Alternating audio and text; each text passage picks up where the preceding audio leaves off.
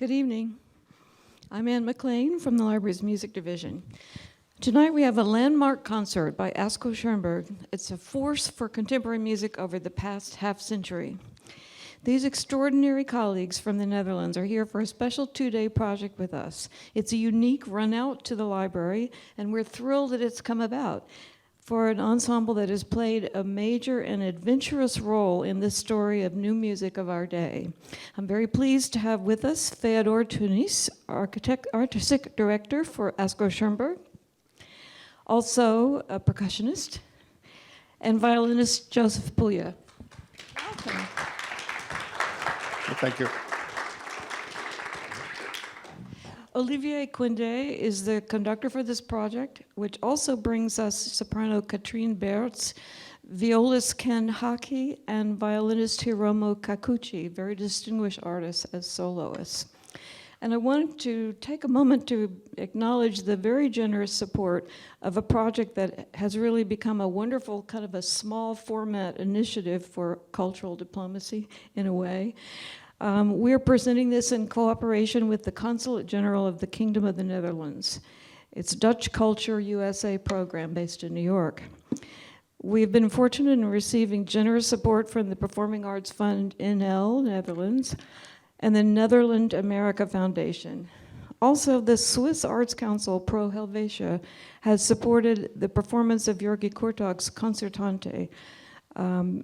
We're very, very pleased and fortunate about this because without their support, we would not be able to do this. So Feodor, Asko Schönberg is very rarely in the US. Is this your first time here? No. We haven't been to the US for the last couple of 10 years only once. Last year we went for a small project in Brooklyn, in the National Sawdust, to perform a new piece by Wang Ruo. And as a percussionist, actually, I traveled I think 10 or 15 years ago to Lincoln Center to perform the Materie by Andriessen. So the ensemble has traveled, of course, up and down to the US, and there's a strong link actually between Dutch composers and American composers. Yes. There's a strong lineage there.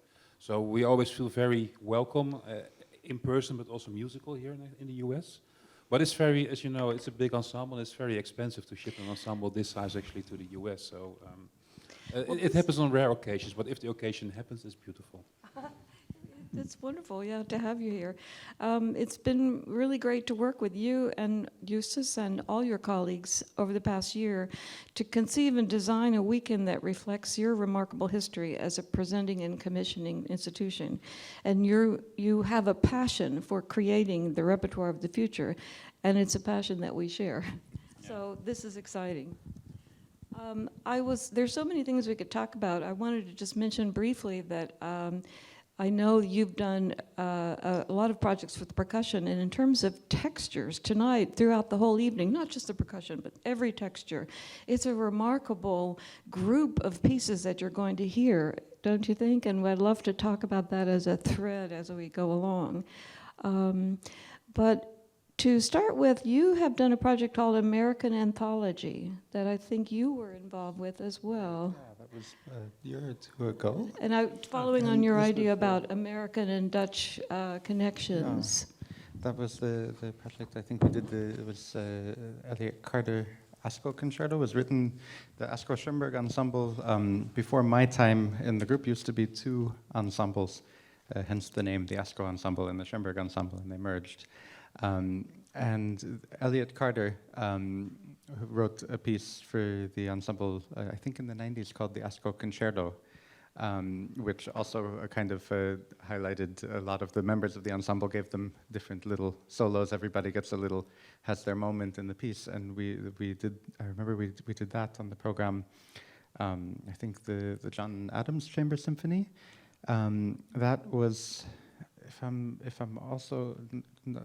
correct, that was written for the Schönberg Ensemble, did the premiere. Yeah. So actually, and some cage. And some there cage. was cage on yeah, of course. But yeah. About textures and instruments and percussion. Yeah. We once did the library did a radio program with Radio Nederland, exploring Dutch composers and American composers. So this is a wonderful way to pick up that relationship again.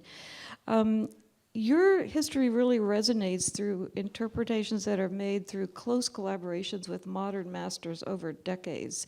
And this was something very exciting to us to know that you perceive the long arc of music made by these people. There's so many of them, Kurtág, Louis Andriessen, Ligeti, Sofia Gubaidulina, John Cage too. And these were really begun by Reinbert de Leeuw, your founder, who's really a modern master himself. And I wanted to ask you what it's like to work with him. How long have you worked with him, and what's the process like? How do you choose repertoire? So The process can be really difficult. He's a very demanding man as a conductor. I think, but he really dedicated his complete life to music. And what I really respect in Reinbert, that there's no filter. He communicates really directly with the score, and if something is not right, he gets angry. But it's never personal. He always wants to make that the music works, and he's really demanding on that for all the players. I think the more I worked with him, he's somebody also who really gets behind the notes, so looking really through between the lines and seeing what are we really saying here, which I think with contemporary music is especially important and especially difficult, because oftentimes the music is complicated enough that it's a challenge just to do it, and then oftentimes as well it can be, if you're not familiar with the style, with the language, it can be quite complex to take in, and it's fantastic to work with somebody who is always concerned with, well, what do we want to communicate to you, because that's what it's about, whether you're playing Mozart or Ligeti. Yeah. And that's also to connect to that. That's also the reason why, for example, he made this arc, those pieces of combining Schumann and Schubert songs in Eine schöne Monat Mai, which is actually performed by an actress, and he doesn't want to use a professional singer because he's looking for meaning of the words. And I think what you always, when you work with him, of course you work on music, but at the same time you're working on meaning, on the narrative, almost on a kind of a theater level of thinking, and that's what makes it really interesting, I think. He's really looking for meaning of what do we express with the music. You know, the concert for me this project had its inspiration in a performance I heard with Mr. De Leeuw and Barbara Hannigan more than a decade ago at the Muziekgebouw, where you are in residence. This is a beautiful building that juts out into the river, gorgeous with glass windows. Anyway, the two of them were performing a recital, and there was Schumann on the program. And I was there at a conference, but I just remember sitting in this beautiful wooden paneled room, and I was just galvanized by their performance, their partnership. And I said, who is this man? I did not know about him. So ever since then, I've been fascinated and wanted to try to bring him here and your ensemble here, if possible. So, and speaking of fascination, I was looking at quotes from Mr. De Leeuw, and he said that he got fascinated in the past by working out how people actually compose. He says, how does that guy do this? Why are things just where they are? The fascinating thing is working out why composers have written things the way they have.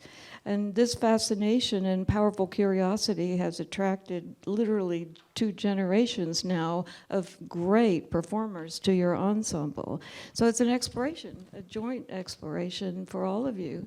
And so I wanted to talk with you about the program, and Joseph brought his violin. We were talking earlier about maybe we could start with the Martijn Padding piece, because this is a Dutch composer who's head of the Royal Conservatory of the Hague. Is that correct? Yeah, and I'm sorry he couldn't be here tonight. He had an accident. He had a bike accident. Cannot be more Dutch. So he shattered his kneecap, so he couldn't fly. So there you got it. So please, you said Mr. Padding is a friend of yours? Yeah, we've worked together. I've known him since my time at the conservatory. I've known him a little bit, And we work together now preparing this piece quite closely. And he came. I went to see him, of course, to play it for him before we had the rehearsals, and then he came as well to the rehearsals. And yeah, it was really nice. He wrote it for my the previous iteration of me in the ensemble. Who is a violinist named Helene Holst. And he worked very closely with her, which is really nice. But you were just saying about Reinbert asking why do they compose it this way? Why do they write it this way? And Martijn, I think, was working with Helene very closely to say, well, what can we do? How do I find this sound? How do I find that? So what happens if you do that? Because there are so many things really specific to the piece, which work amazingly on the instrument, but you don't really see them. I haven't come across them anywhere else in exactly this way. So it's very nice. And we talked, if you are going to play, I'll hold your microphone, but we talked a little bit about these interesting pizzicati. You said there's a sequence or a section that says multiple pizzicati. Yeah, so, well, there's a few things. I can, in the last movement, which is not an unheard of thing, but I have a plectrum that I'm supposed to play with, which is also really nice for me because it comes twice in the movement. And I've discovered that the type of plectrum you use gets a very different sound. So in the beginning, I'm really looking for this.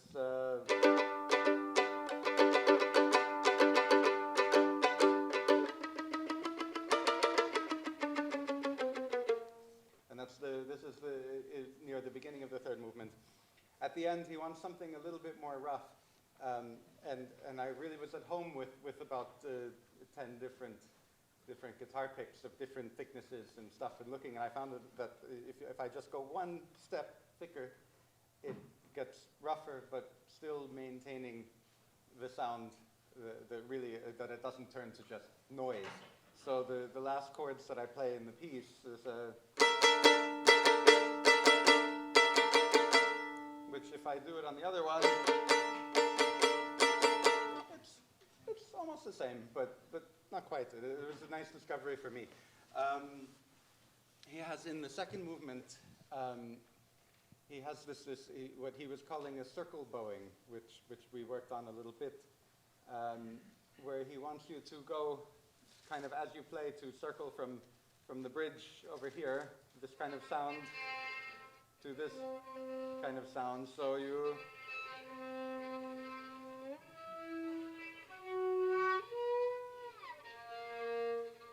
And it gives this very strange color.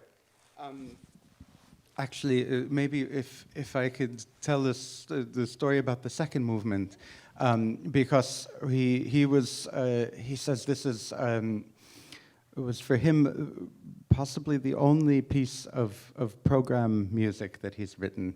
So the only piece of music that really has a story behind it.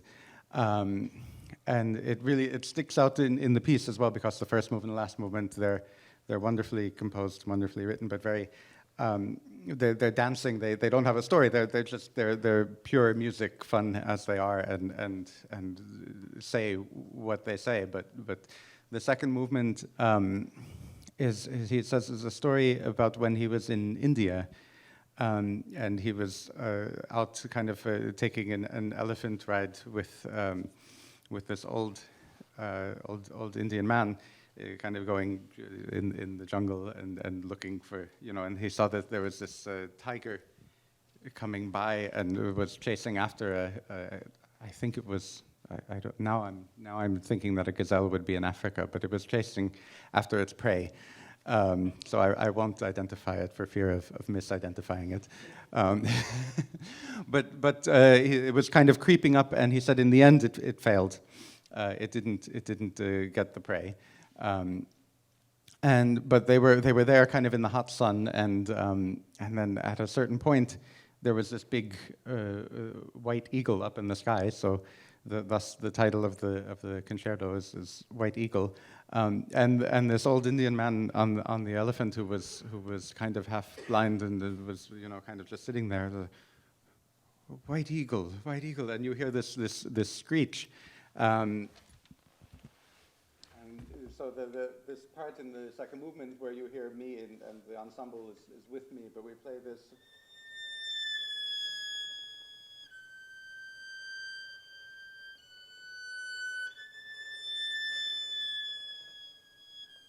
That's the White Eagle.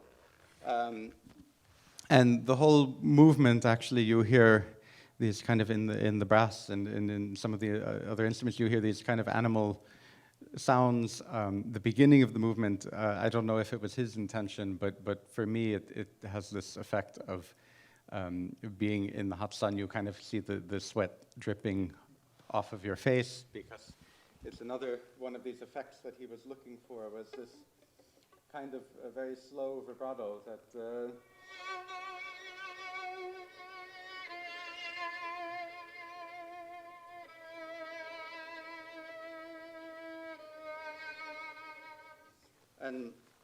and all very precisely notated, all very exact actually, but to create this specific color.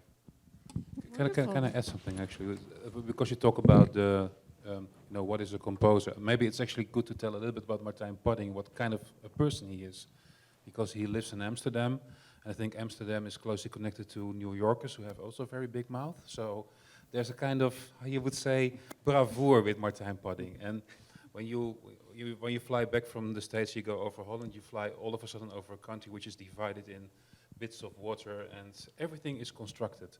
And what you see, actually, what I really like about his pieces, his music, that he plays with all the elements. He takes elements of old music, combines them with contemporary, but it's very constructed, it's very playful. There's a lot of humor, and I think you can describe the Dutch the best as a bunch of anarchists living together, surrounded by water.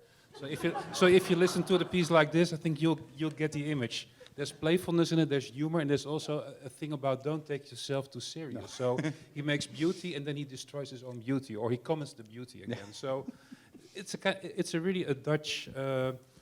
I recognize a Dutch soul in it. Yeah.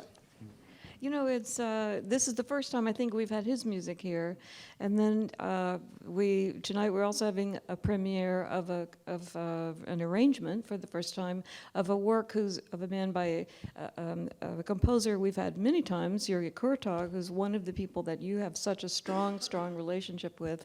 And Olivier Quinde has arranged the concertante, which I think you have recorded for the full orchestra version. Am I correct? No, we didn't. Recorded the full the full version. We did all the smaller ensemble pieces. Smaller ensemble piece. Yeah. The violist Ken Hockey, who's a wonderful violist, was here a couple of days rehearsing, and he tried out a couple of our instruments. So he gave us a CD of the full orchestra version. Maybe that's what I was thinking. But anyway, it's a remarkable piece. But maybe talk a little about the textures in that piece. I was hearing the rehearsal day. It's extraordinary. Yeah, it's. I'm actually not playing that one, but I was listening as well in the rehearsals, and of course, a lot of his music has this amazing kind of very expressive but very small quality.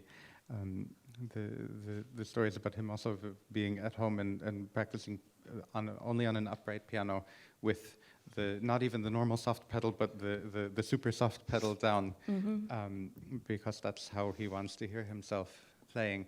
And everything in his music is a lot like Webern, I think, in many ways. It's you can have these incredibly expressive melodies of two notes, or kind of the implication of the beginnings of a tonal harmony that we're used to. He just kind of suggests it by putting one note here and one note there.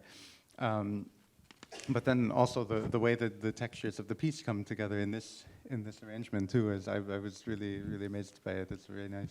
When you said one note here and one note there, I was thinking about this quote I saw of him: "Every note has to be deserved."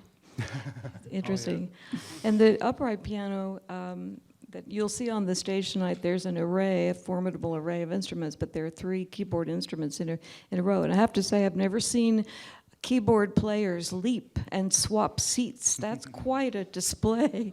I haven't figured it out actually why You they do haven't it, but yeah, there's a reason to it. It's amazing. But regarding the Kurtág piano, we were able to have the good fortune of having Mr. Kurtág and his wife here, and they played, as some of you may remember if you were in the audience, they played the 2 forehands and seated with their backs to the audience. But it was just, as you say, muted, portentous, remarkable a feeling in the room because of this the odd thing of the practice pedal on the piano. But anyway, okay. So I think that we were excited to know that you were doing this piece. And isn't there an accordion in it too? There is. There's I an saw, yeah. accordion in the Kurtág. There's an accordion in the Padding as well. Yeah, and it's.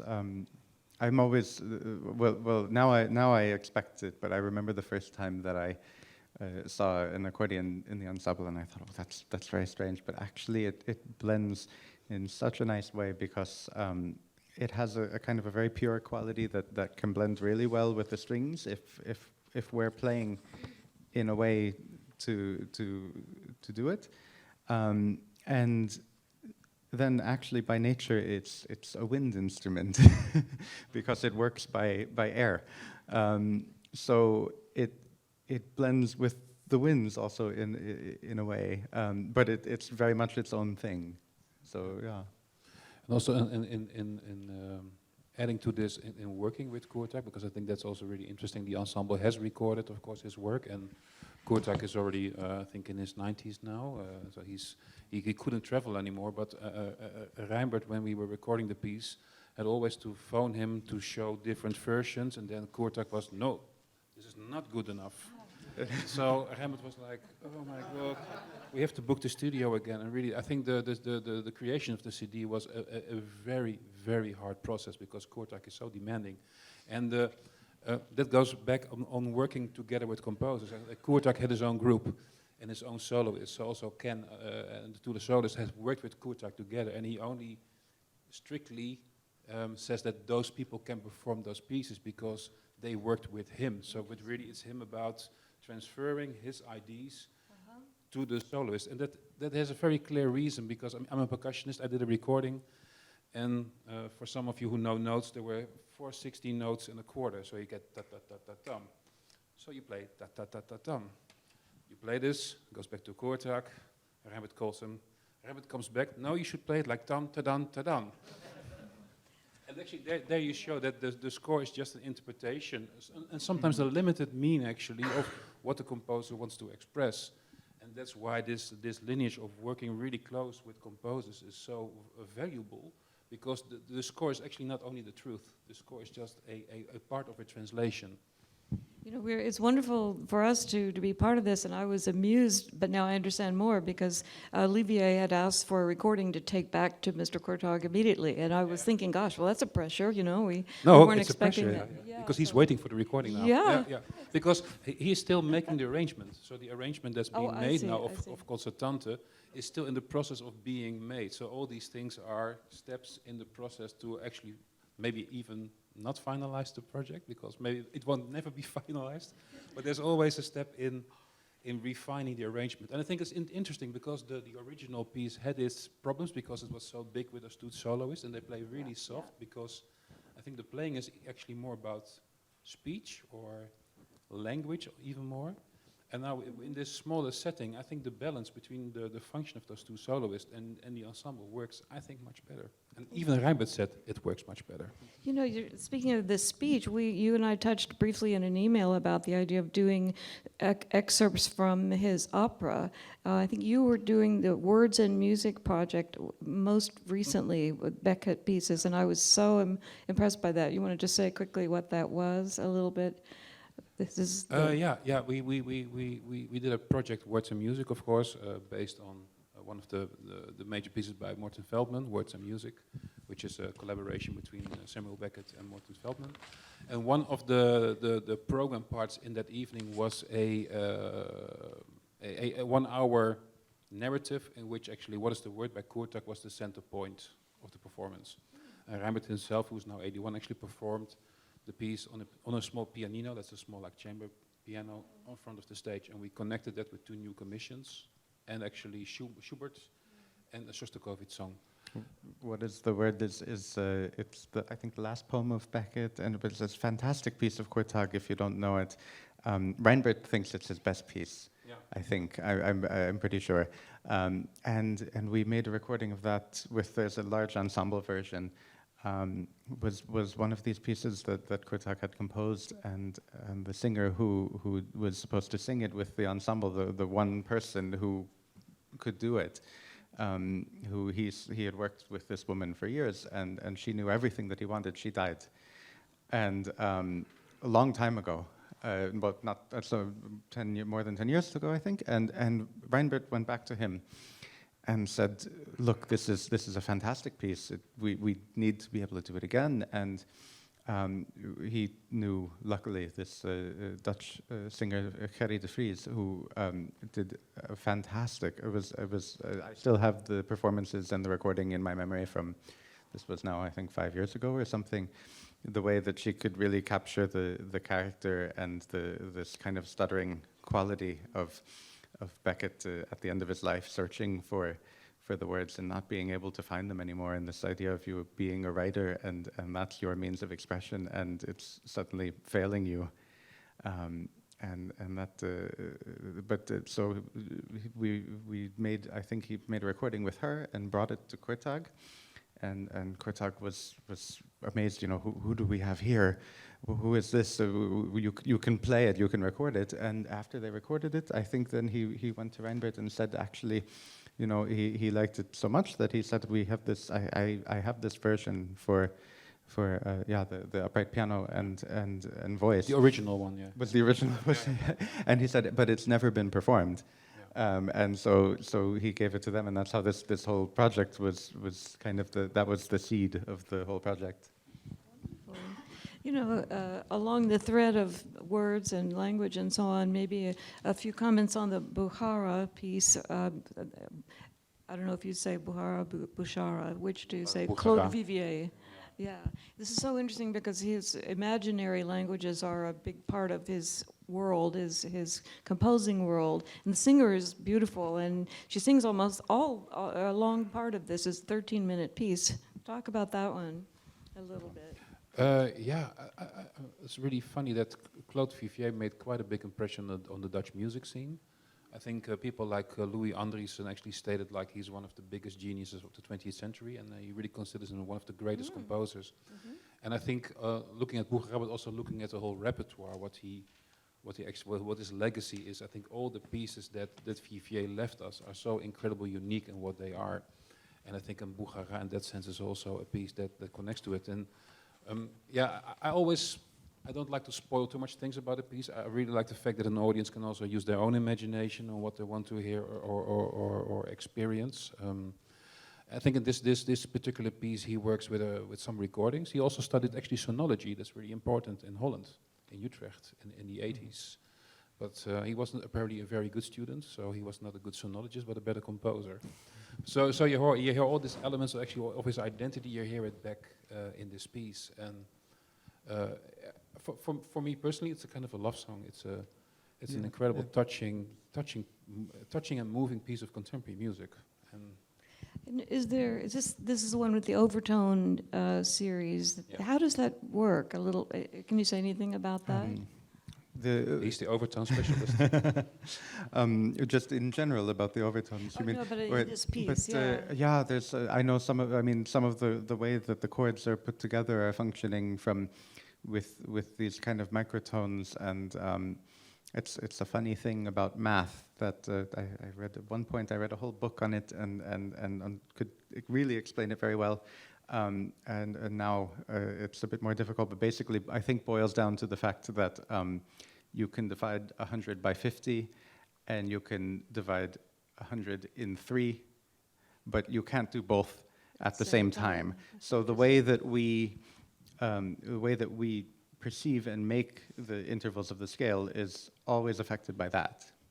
And in the 20th century, then you have also before, but especially more recently, composers looking in the overtone series to kind of see how does that, how can I use the natural tones of the chord that are actually always there. So yeah, if I'm playing this, when you hear that, of course, we actually also hear, and this one, and that's in this note the whole time. But then Vivier is actually using that in the chords that he's building up. And there's one moment in the middle of the piece, which is yeah, we kind of stop, and then you see the cello player. If you can spot it, it might be a little hard to find, but he'll tune his cello down, and it's about 2/3 of the way through, I think, and then you see him start to play the overtones on his instrument. So yeah, that's. Well, I know that Peter Sellers has also done a huge piece of Vivier's in Paris at the Théâtre du Châtelet, and now they're talking about bringing that to New York. And Roomful of Teeth, you know, this group is talking with it. He's a very, very interesting composer.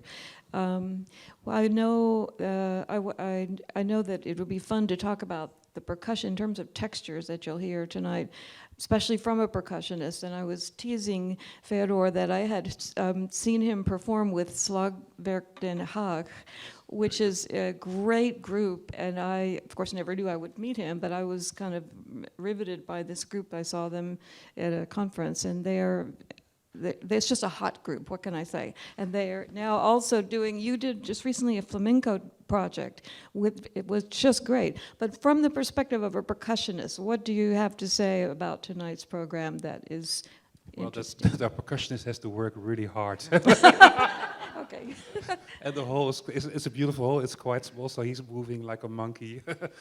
There's tons of textures there, and I think it's what you will see tonight is an incredible display. Actually, what is possible, and it's a nice combination of, how you would say, instruments which we define as instruments, like a marimba or tom-toms or cymbals, but there's a huge array of objects trouvés, found objects, recordings that he's playing, noise kind of materials. But I think I'm deformed, to be honest, because for me, as an ensemble, when I look at it, I think the percussionist starts to merge with the violin player when they make the sound. So for me, they actually all become percussion players at the end. And I mean that I think it's all about, I think contemporary music especially is about, like you say, it's about textures, it's about creating sounds. And you can also turn it the other way around. I think the percussion instrument is actually an instrument which you shouldn't maybe define even. A percussion instrument can go different ways. It's just about what is the sound or what kind of texture do you want to create. Mm-hmm. So it can actually very easily merge into the other instruments. And sometimes like stick out like a landmark or make a statement within the ensemble. These are great pieces for what you're talking about, and each one in its different way. And I have to say, from the production aspect of this, it's been a bit of a challenge. We, with this long list of things, but some of them were very funny for us, and there's a branch with dried leaves, there's a super ball with strings, and all these kinds of things. And then Joey, am I saying this correctly? Yeah. The percussionist sent our production manager, Solomon Haile Selassie, a note that said, I think I need some boulders. And boulders is kind of a big word, and then we realized that probably pebbles, but he said, I found some on Amazon, you can get them here. Yeah, we know where to get stuff, yeah. But touring is always, I mean, the fun thing with percussion is like, if you're a violin player or a flutist, you always take your instrument along with you. If you go on a tour with a percussion ensemble, it's always an adventure. Yeah. Mm-hmm. And so I even had it when we had a tour to Argentina. We came to the airfield, our instruments were shipped, and then the customs service actually took our instruments, and they wanted to have bribe money in order to get the instruments back. So we just went to the local market store, we bought some flower pots and stuff. We just found other ways actually to make the concert work. So going on tour with percussion is always an Alice in Wonderland kind of feeling. So have remarkable textures to looking forward to, and also remarkable techniques. These are virtuoso players, and the Ligeti Chamber Concerto that you'll hear is a perfect vehicle for you, for your ensemble, I think, and conceived for 13 equally powerful or strong players. And I was talking to your stand-in trumpet player. There's a young man named David Bird who had to fill in for a trumpet player, so we were chatting about this, and I said, what's the challenge for you? And by the way, you'll rarely find a trumpet player who can do all of the works on this program equally well. It's challenging. But what he said was interesting. He said it's not only a formidable challenge to play at the level that is required by the composer and to match the level of playing in your ensemble, all those people, but also to create at the same time the sound world that Ligeti is calling for and demanding from you. And I hadn't really thought about that, that you're balancing those two. What's your challenge in this? What do you think? Yeah, and he's doing a great job, by the way. I actually know him we studied together in New York. I'm from New York originally, but yeah, the challenge in this piece is there's a lot of them. It's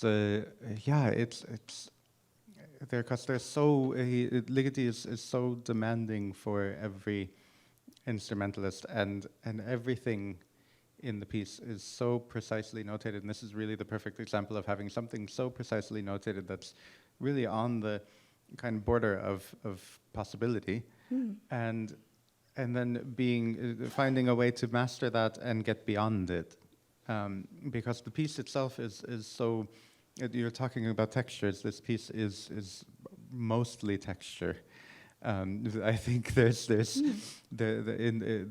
Ligeti was much more melodic in his earlier periods, but the middle period that he'll write things like, some people will have to, within the span of one beat of 1 second, for example, some people will have 9 notes, some people will have 8 notes, some people will have 7 notes, or sometimes he'll just give you a long string of notes for 3 or 4 lines and say, play these as fast as possible, and there are about 5 or 6 people doing that all at once, and then as a performer, I think the first time I look at that, when I was younger and approaching this music for the first time, and I thought, well, yeah, that's nice, but then what happens to things like harmony and rhythm that we're used to? But actually what grows out of it is a different kind of harmony and a different kind of rhythm, because you can have these kind of manic textures, and you're playing slightly different notes, that some go up here and some down here, and little things start to stick out. You get something coming from the violin, something from the cello. All of a sudden you get to one note that you notice starts to be passed around by everybody, and then you notice that's because actually you're passing around all of the same notes the whole time. But it's a fantastic piece. Yeah, but you also but I think what's interesting is it's about textures, but what you also see with especially this piece with the Ligeti, you see his fascinations for machines. And I think for people who know some of his pieces, there's a famous one. It's actually not a piece, but it's an installation. That's the poem Symphonique for 100 metronomes, and you all start them at the one time, and they just go, and you don't know what the outcome is, and after 15 minutes, there's only one single metronome. The poor straggler at the end of the line.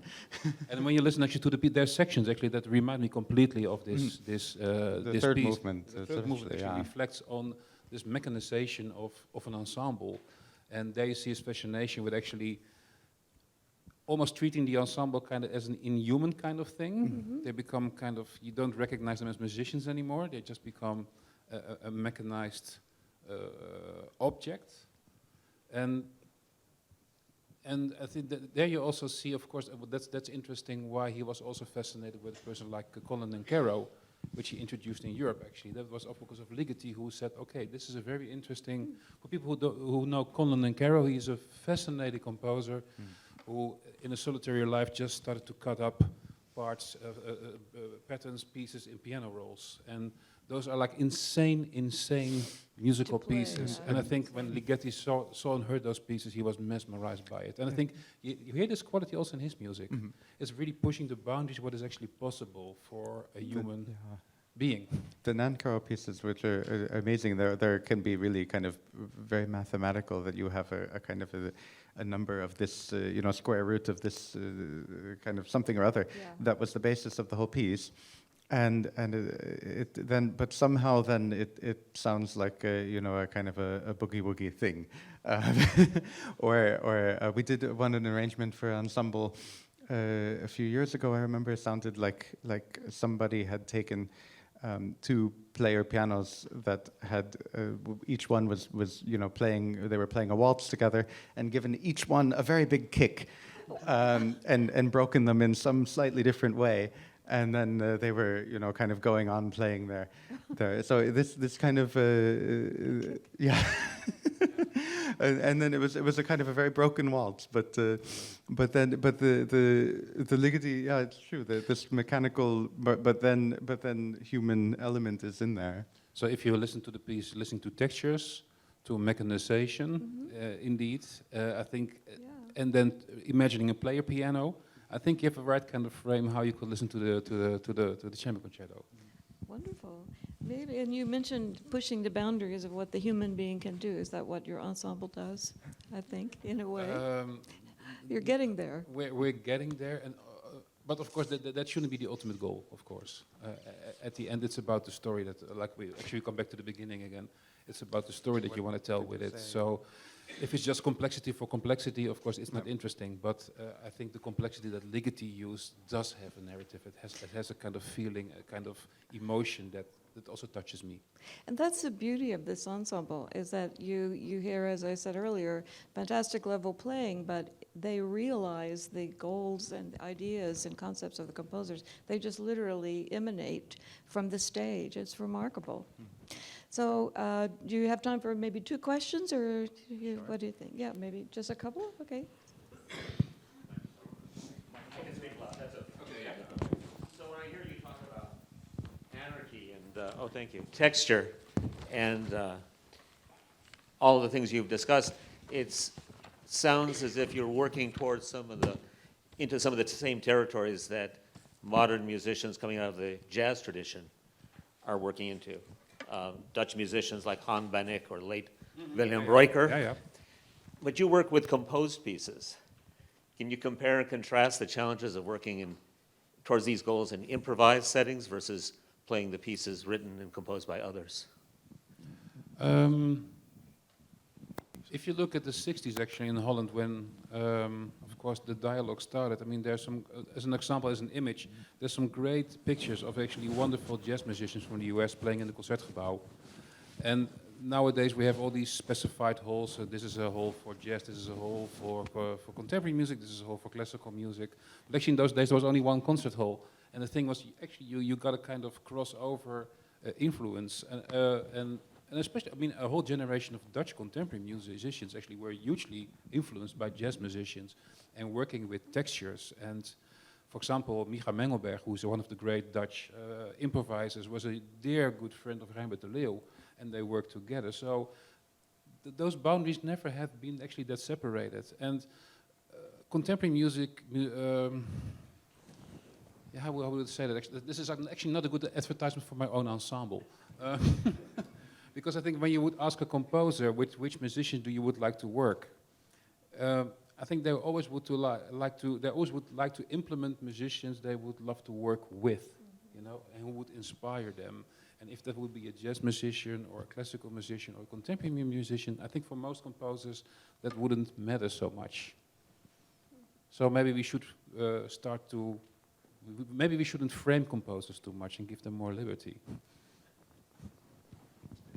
Speaking of those composers, we had the Dutch Composers Orchestra here, and they were just fantastic. The kinds of musicians that he's referring to. Yeah.